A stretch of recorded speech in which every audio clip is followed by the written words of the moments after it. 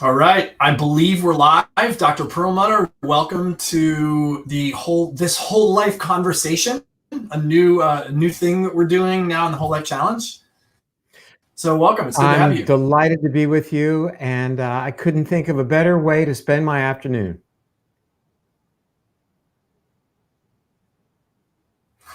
All right, I'm going to look off my notes because your about page is extensive. I'm not going to read the whole thing because it might take like 10 minutes. You want But me to do it for you? Dr. Perlmutter has been on my podcast before, the Breaking Ordinary podcast.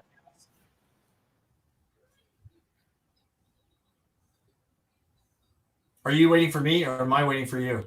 I am. What would you like me to do? I'm here to serve. I was going to introduce you, but you offered to introduce yourself. Oh yeah, I'll be happy to. I'm David Perlmutter. Great. I'm a neurologist, and I do a lot of work in nutrition. I've written 5 New York Times bestsellers, and I'm delighted to spend time with everybody today.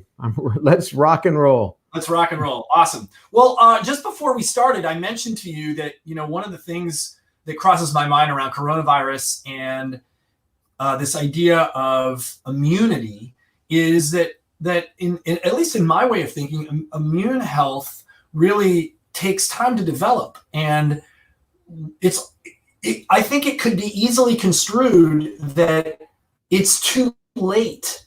Like it's already here. The virus is here. What can I do in 2 weeks or 3 weeks or a month that doesn't take years to develop? Let's take a look at that. And what are we seeing happening right now? What we're seeing is that the people who are having the worst outcome with respect to COVID-19 infection are people who have an acquired over time problem with respect to their immune function. And we call this by various names. We can call it coronary artery disease, we can call it diabetes, we can call it obesity. All of these things share a downregulation of the integrity of the immune system. Now, typically we might not think of obesity as being an immune problem, but it is. We see that the degree of aging, what we call senescence, of the immune system is far advanced in people with obesity, just like it is in type 2 diabetes and in coronary artery disease and even in Alzheimer's. So all of these chronic degenerative conditions that are so very prevalent in our Western society are immune issues at their very heart. They're characterized by the inability of the body to regulate a process called inflammation. That's an immune function. And these are acquired over time. And by and large, they are a manifestation of lifestyle choices, of being sedentary, of eating inappropriately, eating foods that are higher in processed constituents and sugar and the wrong kind of fats, not as much in the way of dietary fiber and nutrient density, etc. So in a very important way, it's good to have a conversation that lets us recognize that outcome as it relates to contracting this virus is very much influenced by the lifestyle choices that we have made up until today. Now, specifically to your point about, well, that's how our immune systems are, I would say that when you realize that your lifestyle choices play such an important role in the functionality and balance of your immune system, it kind of changes the discussion a little bit. And it opens the door for the opportunity for actually changing the functionality of our immune system. We talk about the senescence, like senile, like aging of the immune system. And we know that there are a lot of things that are being looked at now called xenotherapeutics, or ways of rejuvenating our immune systems based upon making certain choices. Our immune cells, our immune system, the cells of our immune systems age with time. And as they age, like everything else, they become less functional. But we have the opportunity to do what is called xeno, meaning old, therapeutics. We can rejuvenate our immune systems, and we can do it relatively quickly in order to have a leg up on all these acquired sort of risk issues that we have experienced over the years. Again, answering your question quite directly. So when we do things to rejuvenate our immune system, we can turn back the hands of time, at least biologically, obviously not chronologically. Well, what do we do? Well, one very powerful thing that we should be thinking about that can help with our immune systems is fasting, either intermittent fasting, caloric restriction. These are ways of letting our bodies amplify a process that our bodies will look for bad or aged immune cells and gobble them up, get rid of them. That's called autophagy, and then repopulate our bodies with younger, more robust, more functioning immune cells. So this is called xenotherapeutics. In addition, there are various things out there now called senolytics, things that we can take, like quercetin and fisetin. These are flavonoid compounds that you can buy at the health food store or online that target aging cells and get rid of them. There are medications even like metformin that can do this. So we can turn our immune systems around actually very quickly to very specifically answer that question.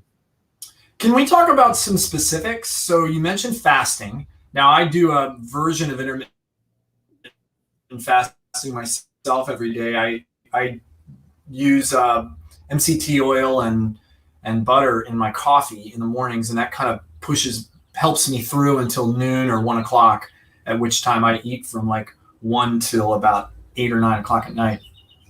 Does that count, or does it need to be a complete utter fast with nothing going into the system? Well, by definition, that's what fasting is, with the exclusion of water or ice, as it were. By definition, that's what fasting really is.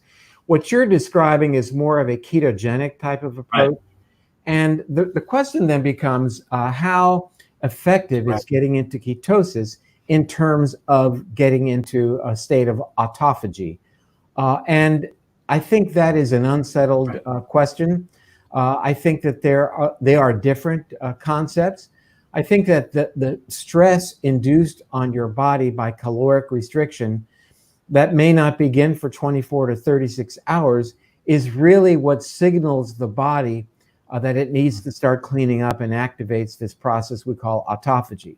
So what you're describing is more of a time-restricted eating, but by definition, even the first thing in the morning, the coffee with the MCT and or butter, doesn't qualify for time-restricted eating, doesn't really qualify for fasting, because you're getting fat, you're getting calories, you're getting all kinds of bioactive molecules in coffee, caffeic acid, caffeine, etc., that are having effects, biological effects in terms of your physiology.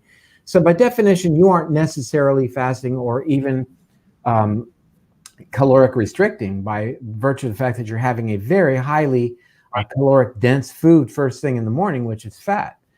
So hard to say exactly what the upsides of what you are doing, with the exception of it sounds like a pretty aggressive ketogenic type of program. And as such, we certainly are aware of lots of benefits of getting into ketosis, of generating those ketone bodies, how they work very efficiently as fuel, and perhaps more importantly, as in terms of how they work as a genetic signaling pathway and a cell signaling event as well.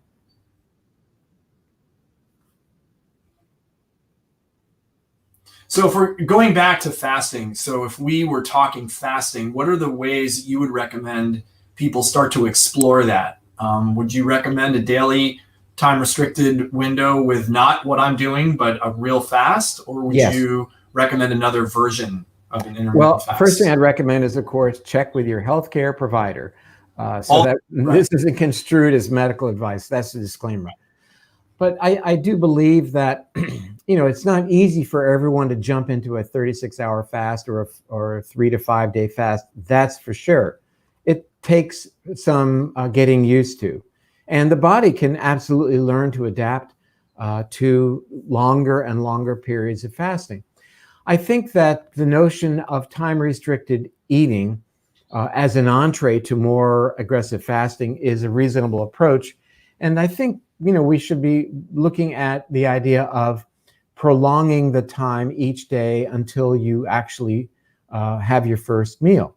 People say, well, I never have breakfast. Well, I would always argue with people, everybody has breakfast. Everybody ultimately breaks their fast unless you have decided never to eat again. Now, you can break your fast, in other words, break fast, at 6 p.m. Or in 2 days, but you're ultimately going to have your break fast, which is when your fast is over. Time restricted eating might mean that you each day decide not to eat anything, consume no calories or anything else bioactive aside from water until noon or 1 p.m. or 2 p.m. Whatever suits you, whatever seems comfortable. And you might, with time, try to make that a little bit later and a little bit later, maybe not do it every day. And then ultimately try to see how you do with having no food whatsoever from dinner one night until dinner or supper or whatever you call it the very next day. Now, on our Facebook podcast, we've done a couple of those with several thousand people. And for many, it was their very first time. And we got some really nice comments, not only about how people were feeling, about how they felt about what they may have done for their bodies in a positive way, but unexpectedly, at least on the front end, but retrospectively, we should have thought about it. The profound expressions that many people posted of gratitude, of how their bodies worked, gratitude that they actually could break their fast because they had access to food, which is something that not everybody can say. So, how it raises our level of appreciation, I think, is really quite profound. When you recognize that fasting is really a part of every one of the world's major religions, whether it's the fast of Ramadan, the fast of Yom Kippur, or the fast of Jesus for 40 days prior to public ministry, all of these, global religions incorporate fasting. And it really is an interesting idea that this is a powerful way of getting you reconnected to what really seems to matter most in terms of what's going on around us. Yeah, it's interesting. There is a distinct difference between an empty stomach and hunger. And I didn't really appreciate that until I did my first 5-day water only fast about a year ago, just to see if I could, just to see if, there was a belief that I had that, wow, I don't think I can actually do that. And I can do that.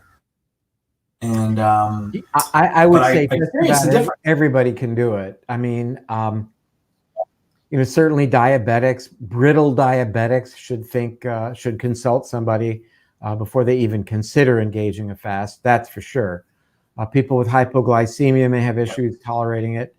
But I would say that, anyone with any underlying health condition, again, if they're considering fasting, should think about doing it under the guidance of somebody who has experience in fasting. But, we are, as humans, by nature, really geared for fasting. I mean, we came from a time, our genome has been cultivated to really respond to times of feast and famine.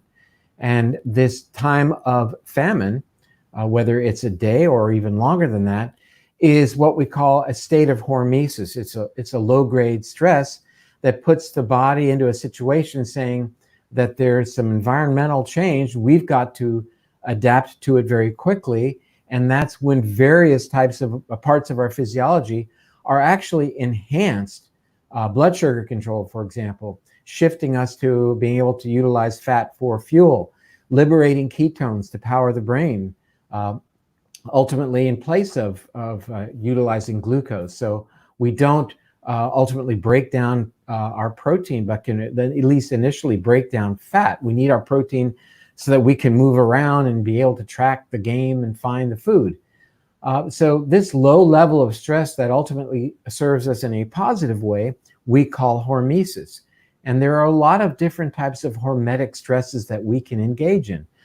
Even Aggressive physical exercise is a form of hormesis, as is being exposed to extremes of temperature, either very high temperature like in a sauna or ice water immersion. These are stresses that initiate various pathways in the body that ultimately have a very positive effect. Well, the body changes as a consequence of being stressed. I mean, that's how it's very simple. It's a very simple application in the gym. You want to get stronger, you have to do something that causes your body to have to adapt. And I think that fasting is one of those things. And to learn to be able to function through that period of time that's, say, uncomfortable.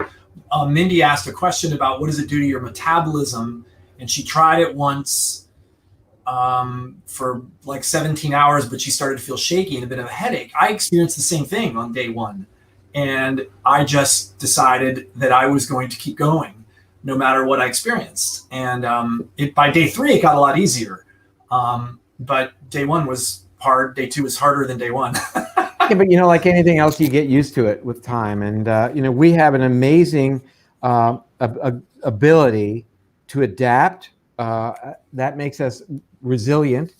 And the more we want to amplify our resilience, the better off we're going to be able to respond to exogenous stresses. I mean, it's one of the reasons, this is a bit off topic, but it's one of the reasons that we really want to have a diverse array of bacteria in the gut, a very diverse microbiota represented in our gut, because the more diverse it is, the more resilient we are, the more we're able to respond to various types of threats, of challenges, if you will.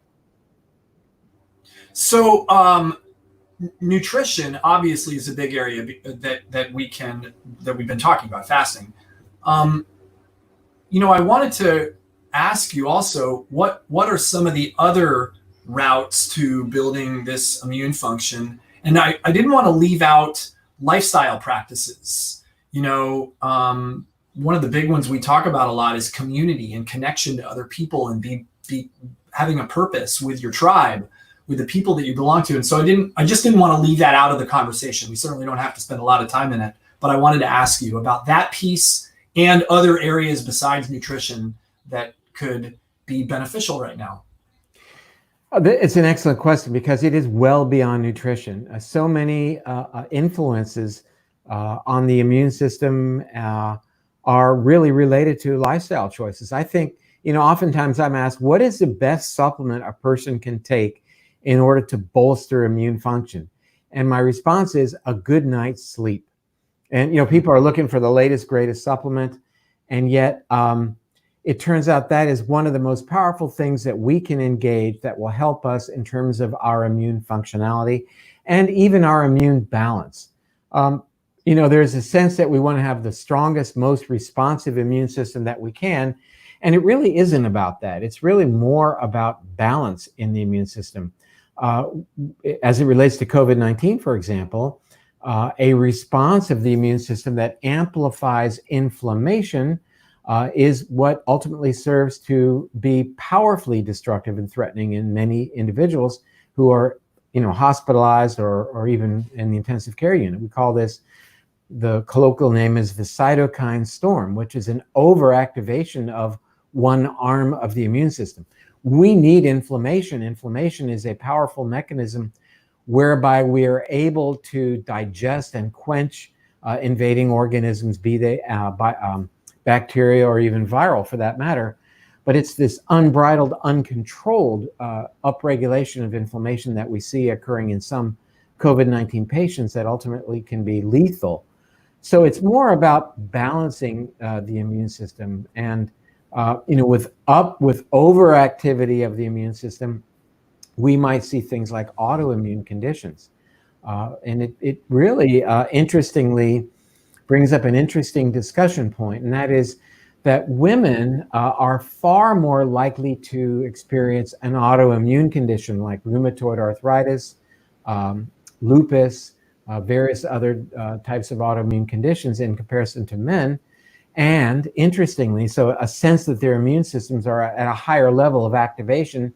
And at the same time, as with respect to hospitalized COVID-19 patients, men represent 2/3. So women seem to have some advantage. Is it by virtue of their immune systems being affected by the second X chromosome that they carry? Or is there some disadvantage of the Y chromosome imparted upon males? Or is it more specifically something that has to do with ratios of estrogen, progesterone, and testosterone? Well, which is interesting because now we see a trial actually getting underway in New York, giving men estrogen as an attempt to improve their outcome with respect to COVID-19. And in California, a study being done actually giving men and women progesterone, again, as an attempt to augment immune functionality. So, I think that all of what we're seeing in terms of what's appearing online about boosting your immune system, we have to recognize that it's not really necessarily about an overall boost to the immune system that we're looking for. We're looking for balance. We're looking for the right sweet spot response, not too much activity, in which case there'll be a real upsurge in inflammation, and not enough activity, in which case the virus goes crazy and replicates aggressively.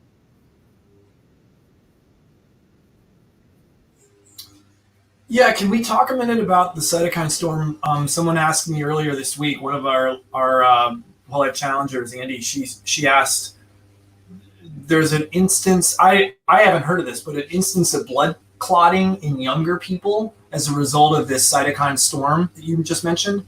Are you familiar with that theory? And she wants to know, what's your hypothesis, if you've heard of it and you know about it? It's really, it's a very interesting question. It doesn't appear necessarily that the cytokine storm is a prerequisite for having what is called disseminated intravascular coagulopathy, or this increased clotting of the blood, which also, oddly enough, may present not just with clotting, but also with hemorrhaging or bleeding. So we're not exactly sure what is causing that, if it's directly related to the production of cytokines. Is it related to a carrier protein of iron called ferritin, which we know skyrockets in many of these patients who deteriorate quite quickly? But that is a very highly lethal event, this disseminated intravascular coagulopathy. And in fact, it looks as if many people who are admitted to the hospital have early laboratory findings, elevation of not just ferritin, but it's other things, including something called D-dimer, that are indicative that this process is already starting or a little bit smoldering in the background. So this is something that does happen. How to avoid it? There are some protocols whereby people who are admitted into the hospital right off the bat are put on blood thinners like heparin. The dosage is still being worked out in terms of what they might need, but it's hugely challenging. And once it occurs, it is a significantly aggressive event that often is lethal. Well, going back to what you had said off of this particular topic, but what you had said about women and their tendency to develop the autoimmune conditions, why would they be developing the autoimmune conditions? Why would that be an advantage? Or is it an advantage? Or am I linking two concepts together that don't belong together? Does it? The autoimmune condition per se does not seem, carrying the autoimmune condition does not seem to influence outcome right now. Having said that, however, there is some indication that the treatment for various autoimmune conditions may influence outcome. And that very interestingly segues to one very common treatment for rheumatoid arthritis, and that is hydroxychloroquine and chloroquine, Plaquenil and or hydroxychloroquine, which are used to treat patients with autoimmune conditions. These are drugs that were originally developed for the treatment of malaria and then have been looked at as potential treatment ideas as it relates to COVID-19.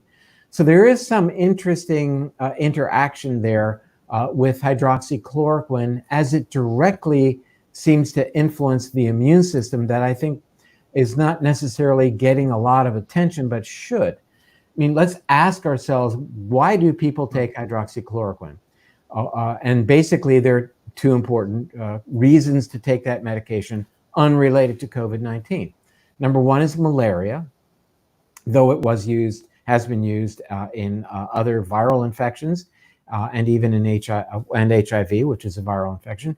And the other time that it's been used, as we all recognize, is in the treatment of autoimmune conditions. So in the treatment of malaria, as people explored it and then recognized that it was effective against certain viruses, it has to do with how viruses get into the cell, A, and B, how does the virus, once in the cell, replicate? And it looks like hydroxychloroquine might influence that. And that said, beyond that, though, what are the effects of hydroxychloroquine on suppressing the immune system to the extent that it's helpful in individuals with respect to autoimmune conditions? I do not think there's a lot of talk or research going on as it relates to that.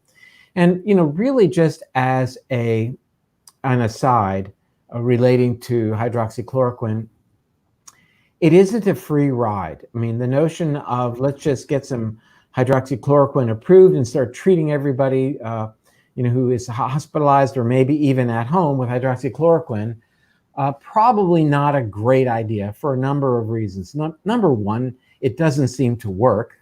Probably the best reason, though initial studies may have indicated it might have worked in combination with Zithromax or even alone. But the second thing is, it's not necessarily a free ride. When we were told that, what do you got to lose? Just go ahead and take hydroxychloroquine. Two reasons that we should be careful with that drug. First, we know that it can have an effect on heart rhythm. Though it's a small percentage of people who have this issue, it can be a significant issue. And the second is that it can, in certain people, lead to something called hemolytic anemia, which can be life-threatening, meaning that their red blood cells are destroyed by virtue of the fact that they have an underlying enzyme disorder. So that is, this underlying enzyme disorder that puts people at risk when they take hydroxychloroquine is not insignificant in terms of how prevalent that enzyme disorder is. And it's called G6-PDH deficiency. And it turns out that's the most common enzyme deficiency on planet Earth, affecting some 400 million individuals, highly prevalent, oddly enough, in African American populations, rather in Africans as well, where lots of anti-malaria drugs are utilized. So this is something to think about, that we would not want to be just capriciously prescribing hydroxychloroquine, at least without doing an EKG to screen people for underlying cardiac rhythm issues, and also screen people for this G6-PDH issue as well, which is not hugely uncommon. Not very common, but give that hydroxychloroquine or chloroquine to someone with that enzyme deficiency, and you're asking for problems. So while the numbers percentage-wise are very low in terms of who is at risk, when you multiply that out by hundreds of thousands, if not millions, if not potentially billions of people who might take this drug, then those numbers become actually very important. Right. Okay, so in the interest of time, there are so many wormholes that are available to go down this conversation. I could probably be here for another 2 hours talking with you, but in the respect of your time and our listeners' time, if someone came to you today and said, I want to sue, both in the short term and the long term, for my immune function, like to make myself anti-fragile in terms of how do you steer them down? What would I recommend? So what I would say is step Yes. one, embrace the notion that you and your lifestyle choices can have a profound impact on how your immune system works, and as such might very well influence your destiny as it relates to outcome with respect to COVID-19 infection, should you get it. Having said that, you're probably going to get it. I mean, probably at least 70 to 80% of people globally are going to get this infection, according to, our well-respected institutions. So that said, I would think that diet is certainly very important. We want to nurture our gut bacteria. That's first and foremost, because our gut bacteria regulate the efficiency of our immune systems through multiple mechanisms, through direct interaction with our via chemical messengers on our white blood cells, through regulating the set point of inflammation as it is influenced by gut leakiness, which is one of the important jobs of our gut bacteria. So that would mean eating a diet that is lower in sugar, dramatically, lower in refined carbohydrates, and much lower in ultra-processed foods, and welcoming high fiber foods back to the table. Color is important, lots of different color and lots of fiber. Recognize that animal products do not contain any fiber at all. Now, I'm not saying that everybody needs to be vegetarian, but keep in mind that you need your dietary fiber. So if you choose to eat a chicken and fish and all that, wonderful if that's your decision, but make sure to include high fiber foods to nurture your gut bacteria. I'm not a vegetarian. I eat eggs and fish and occasional chicken, but I'm really very involved in making sure I get a lot of dietary fiber. I take dietary fiber as a supplement, and I've been growing now since this whole thing started kale and spinach, no, not spinach, lettuce and lots of other vegetables in the yard. And as such, I have a lot of access to high fiber foods. But you know what? You can take fiber as a supplement. The next thing I would say, and I'm not ranking these, is pay a lot of attention to the quality and quantity of your sleep. Do everything you can to get a good night's sleep. That means be careful of blue light that comes from your computer screens, your television screen, any time in the afternoon or evening. Limit your caffeine consumption after, let's say, 2 p.m. Make sure to get a lot of good exercise that'll help you go to sleep at night. Make sure your room is dark. Turn your phone off. A little bit cooler in the room may well help you sleep. So sleep is fundamentally important. The next thing I would recommend is get a good night's sleep. And I'm repeating myself, I know, but I'm doing it for a very important reason. And that is because nobody seems to understand how incredibly influential a good night's sleep is in terms of your immune system, in terms of your decision making. The very next day, if you've not gotten a good night's sleep, the poor decision-making part of your brain, called the amygdala, is 60% more active, meaning you're much less likely to make good decisions in terms of your diet, in terms of your lifestyle choices that day. You're much less likely to turn off the TV in the evening and to eat good food. And what will that do? A crappy night's sleep yet again. So first was food, second was sleep, third was sleep. So sleep gets double billing. Exercise is a critically important player for your immune system, for managing stress. Meditation should be done on a daily basis. What a powerful tool for your immune system. Meditation, who knew? I think that nature exposure has certainly proven its value in balancing the immune system as well. That means getting outside, or if not, it means experiencing nature indoors.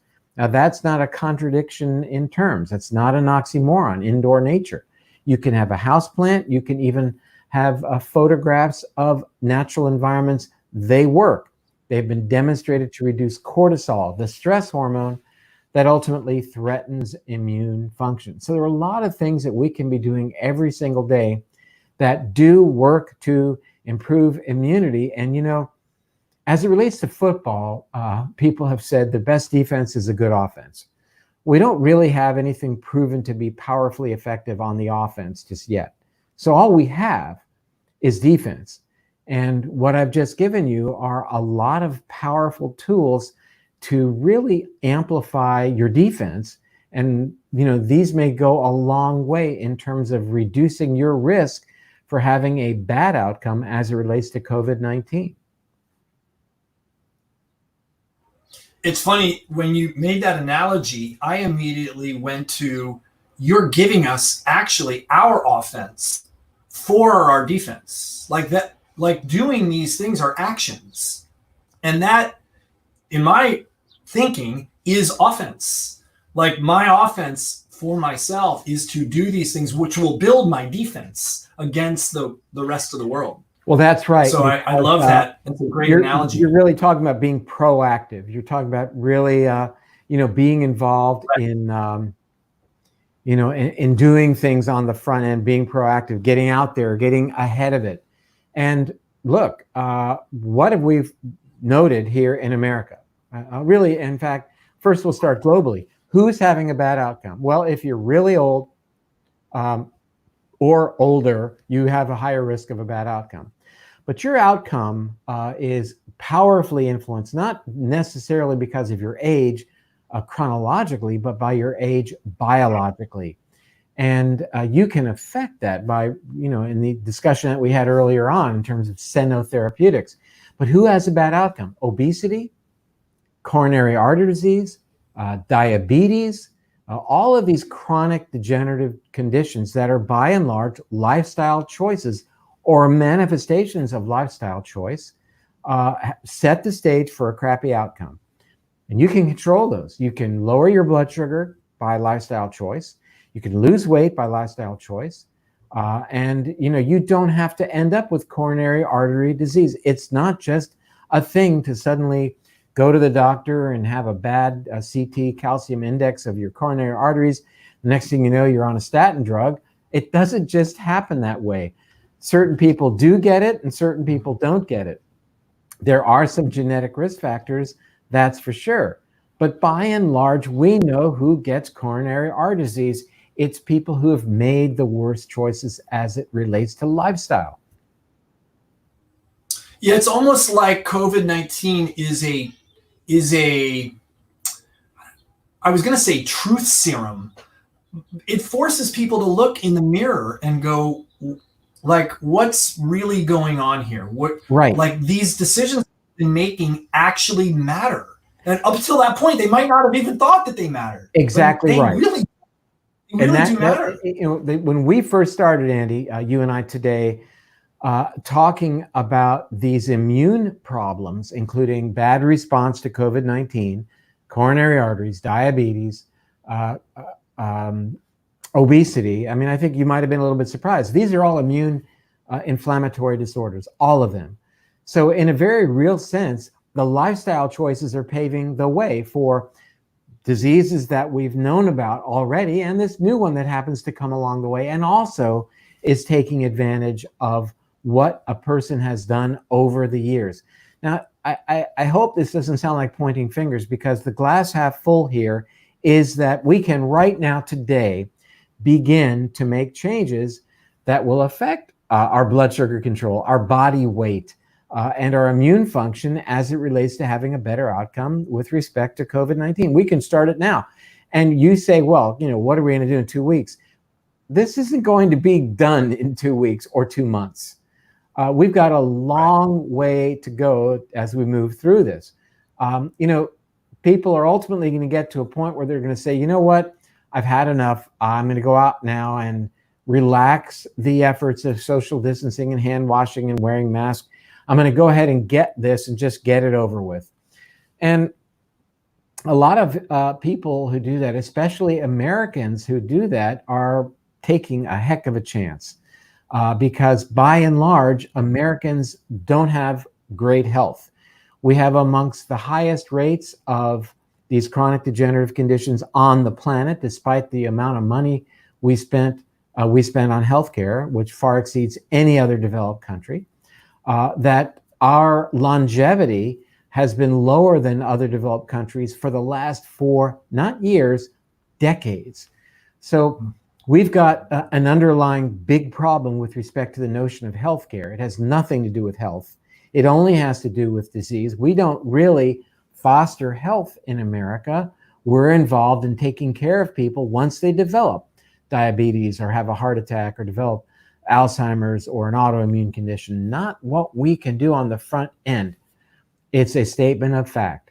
We rank, according to the World Health Organization, in total provision of healthcare around 23rd compared to other nations. So you're right, it's come to call. Now the COVID-19 has made it very obvious that we were set up for this, not just in terms of our underlying health putting us at risk, but in terms of the whole system, in terms of testing, in terms of equipment, in terms of ventilators, in terms of protective equipment. We got caught, and we're doing our best now to catch up to the level of care that we've seen in other countries like Germany, like South Korea, who've done a heck of a job in dealing with this. Even China, truth be known, if we believe what they're reporting. I certainly believe what Germany's reporting and what South Korea reporting. They're doing a heck of a job, and we are doing our best to catch up at this point. And I think we will. I think we will catch up. But lesson for us moving forward, that we need to be better prepared, not just in terms of being able to make provisions, provide the health care, but in terms of how we treat our population and move towards a more healthy population.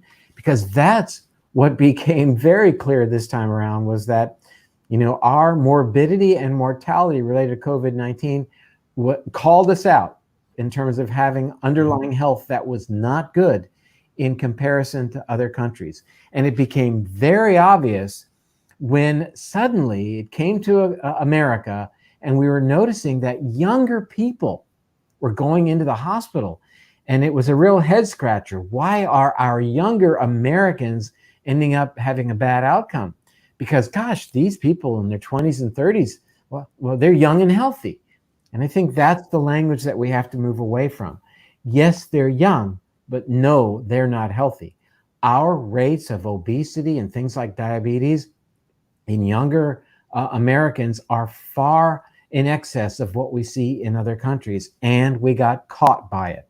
So you're right. It was a great revelation that what COVID-19 has really revealed in terms of our underlying health or lack thereof. Well, and just to touch on one thing you said, it's not just a responsibility of a government to take care of its people. There's a responsibility of the people to take care of ourselves. And, it's like they teach you that when the first time you go river rafting. I'm a big kayaker. And the first time you go river rafting, they teach you that if you get ejected from the boat, the first source of rescue is not the guide. It's not the boat. It's not somebody on shore to throw you a tow line. It's you. You have to be aware. You've got to rescue yourself. You've got to work your way towards shore. You've got to keep your head above the water. You got to make yourself into a log. And it's the same with our health. And I think that's something that's been missing. We're as a culture, we're looking for the doctor or the drug or the government or the handouts that are going to save us. Or yes, the vitamins that's the nature the of short term society in which we live, because it's good for business, right, for us to really offload our health decisions to pharmaceutical companies and doctors who are basically pawns of the pharmaceutical company. I've been there. I know what it's like. I know that my journals are peppered with ads for this or that drug, and even television for the, direct to consumer is loaded, with drugs for this and the other. So we are inculcated with this notion of live your life, come what may, when you have a problem, our modern technology will fix it. Well, that doesn't work. There's no treatment that works for Alzheimer's. And yet we know, for example, that by and large, our lifestyle choices are hugely influential as it relates to Alzheimer's, affecting 5.8 million Americans, for which there is a disease for which there is not only no cure, but no meaningful treatment whatsoever. Who gets Alzheimer's at a much higher rate? Diabetics, for example. Well, if diabetics have a 2 to 4-fold increased risk for Alzheimer's, an untreatable disease, then what can we do to keep people from becoming diabetic? We know there's a dramatic risk reduction in getting type 2 diabetes if you exercise, and also if you eat a diet that's lower in, who knew, sugar. So, but we're told, hey, eat whatever you want. You don't need to exercise. When you get diabetes, you'll take this drug because it lowered my A1C. That's not the answer. You're still overweight. You're still diabetic. You're still at risk for coronary artery disease. You're still at risk for Alzheimer's and a lot of other conditions. So we've got a lot of work to do in the world of functional medicine, integrative medicine, to really get out the idea that we are our first advocates when it comes to when we're suddenly thrown out of our kayaks, that we, A, know what to do, B, we had sense enough to put on a life jacket prior to, C, on our kayak, we've got a pump, D, we know how to right our kayaks, and ultimately, at the end of it, step 5 is when then we get assistance by our fellow kayakers. But we've got to be our own advocates for not only our health and how we survive a kayak spill on the front end. You're exactly right. It's a great metaphor.